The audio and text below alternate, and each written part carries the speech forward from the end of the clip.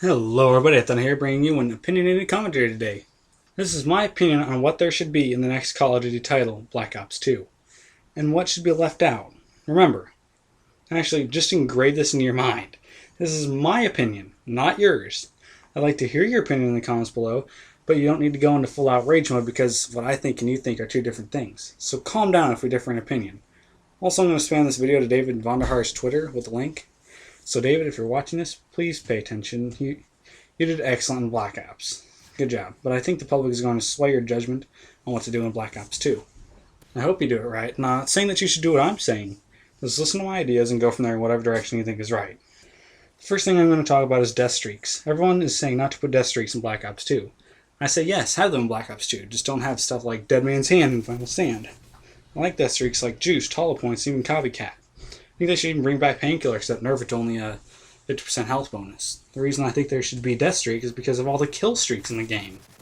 When your team is getting mowed down by an AC-130 or you're getting spawn trapped, or you're just a noob, a slight boost is helpful. Some players only get kills with stuff like Martyrdom and Dead Man's Hand. We need a happy medium where the good players aren't getting penalized due to it, though.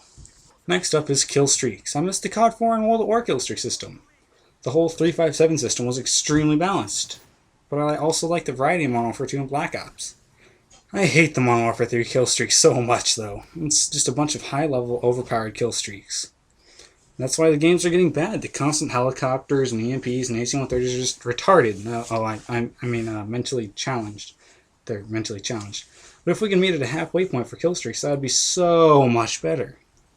Here's my idea for kill streaks. Have the 357, but have choices for each one. Like in the 3s, you have UAV, RC car, ballistic vest. In the 5s, you have a crappy airstrike, sentry gun, and a counter UAV. For the 7s, have a helicopter, a decent airstrike, and maybe something like dogs from World at War. Except dimmed down, literally just a slight amount, just a little bit. And the idea of the assault, support, and specialist kill streaks from Modern Warfare 3 is still applicable. Just make it like if you have the support kill streaks, you only have this specific setup.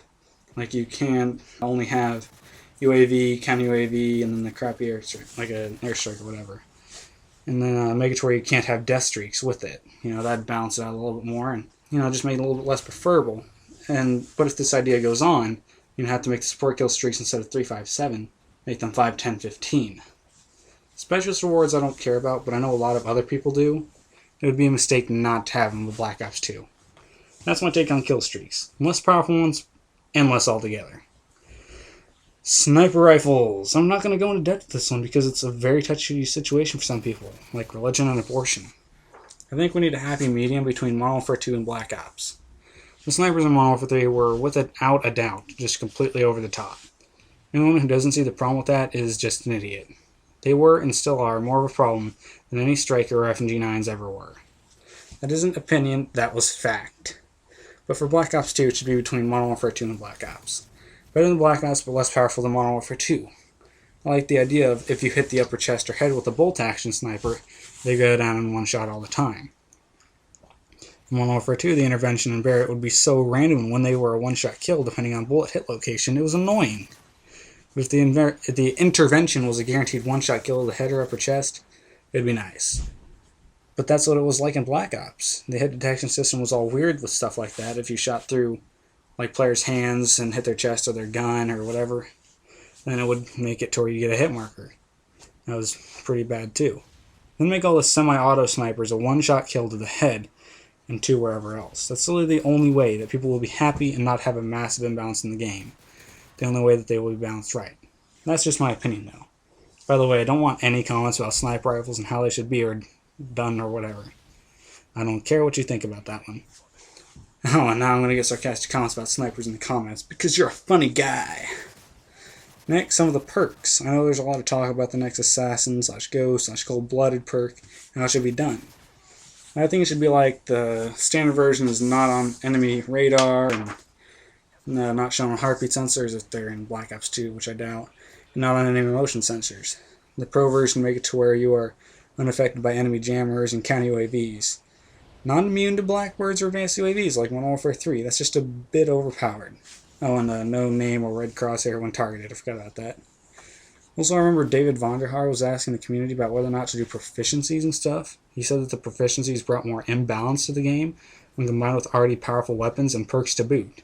I agree with him. Adding kick onto a gun with already low recoil made it into a freaking laser. And then you'd have, sleight of hand and all that other stuff with it. And that's just imbalanced. Then I thought, well, what if we made a perk where the standard effect is reduced weapon recoil and the pro version reduces flinch when shot, then make it a red tier perk to kind of fight against assassin or ghost or whatever it is to bring some overall balance. And then call it proficiency, just as a little tease against Modern Warfare 3. And the idea of a perk doing those things and getting rid of proficiencies is a good way to meet in the middle. The noob tubes and free fire launchers, I think that noob tubes should be buffed, actually. Just at the point they were at in COD 4.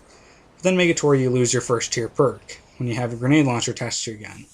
Just like they were in COD 4. That system worked. The new ones haven't. And RPGs and other free fire launchers, I think they should be like it was in COD 4. The way it was set up in COD 4 was that the RPG was the only free fire launcher, and it was a red tier perk. At least I think it was a red tier perk, I don't know. It's been a while. That system was the right way to do it. That's the way to balance all of the launchers. That is the best way to do it. But then again, that's just my opinion. When it comes to the maps, Modern Warfare 3 was the worst COD ever. Modern Warfare 2 and Black Ops maps were really, really good. Modern Warfare 2 was the best, by far, but Black Ops was a close second. The map sizes in those two games was the most ideal for the game and provided an excellent spawn system with fun-looking maps. The maps in Modern Warfare 3 were so small that it completely screwed over the spawn system and created a massive problem with the game that cannot be changed. So the maps seem to be more like Black Ops and Modern Warfare 2. Oh, and the third DLC maps for Black Ops, there's three of them, Drive-In, Heart, Hazard, and Hangar 18. They were all completely terrible maps and should never be implicated into Call of Duty ever again.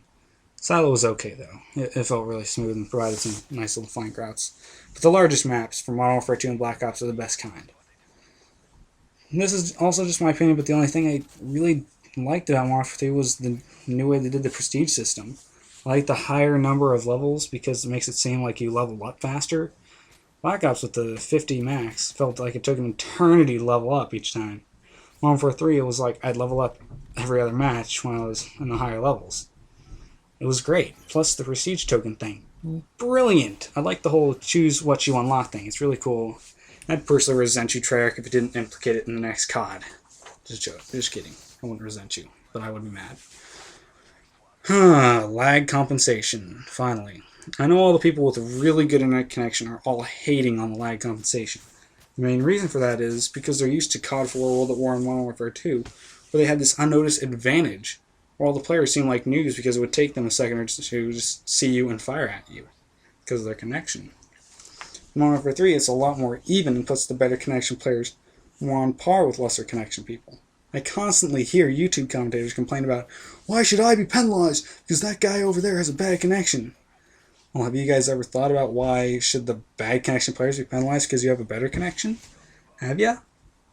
But all that aside, I have a quadruple F- connection. It's terrible. Lag compensation does make the game more bearable by relieving some of the lag. But overall, the lag compensation system doesn't work. Like when you get shot after you've already ran around corners, it's just dumb. What I think should be done in Black Ops 2 is back to host connection, but just lag compensate the host by like 20 milliseconds of ping or something like that. Just the host advantage is gone. That is the way that everyone gets what they want while still taking some of the crap out of the game. I think it's a good compromise, but overall, I don't care what connection system they use as long as they balance the weapons and stuff really well. Well, that's all I gotta say. David Vonderhaar, please just balance the guns, perks, and kill streaks before trying to add new game modes, which, by the way, we need at least one new game mode for the next title. One new good game mode. The top priority should be balancing the game before anything else, because a polished turd is still a turd. Please drop a like, favorite, and a comment, and it would be able to get this vid some more notoriety. And everyone should hear my opinion so that they can better understand their own. Well, that's all I got, so Epic Thunder rolling out.